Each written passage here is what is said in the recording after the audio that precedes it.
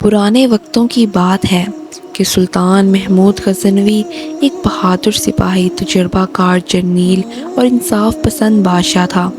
وہ عالموں کا بہت قدردان تھا۔ بڑے بڑے اہل علم و دانش اس کے دربار میں جمع ہوتے تھے۔ محمود ابھی چھوٹی عمر کا تھا کہ ایک رات وہ کسی کام سے محل سے باہر گیا۔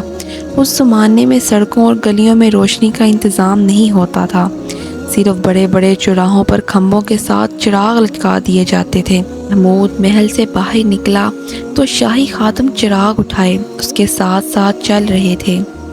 ایک جگہ وہ کیا دیکھتا ہے کہ ایک کھمبے میں چراغ لٹک رہا ہے اور اس چراغ کے نیچے ایک لڑکا کتاب پڑھ رہا ہے۔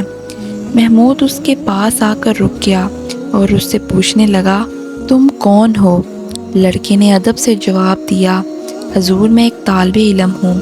محمود نے پوچھا، اس وقت یہاں کیوں کھڑے ہو؟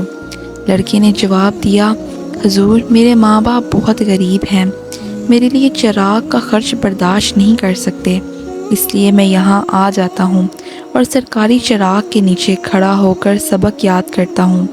محمود نے سن کر اپنے ایک خادم کی طرف دیکھا اور اس سے کہا، تم اس کے ساتھ جاؤ اور یہ چراغ اور 1 سال کے لیے تیل کا خرچ اس کے گھر دے آؤ۔ خادم چراغ لے کر لڑکے کے ساتھ اس کے گھر گیا اور چراغ اور اس کے ساتھ 1 سال کے لیے تیل کا خرچ دے آیا۔ اس رات جب بستر پر لیٹا تو اسے خواب میں بزرگ نظر آئے۔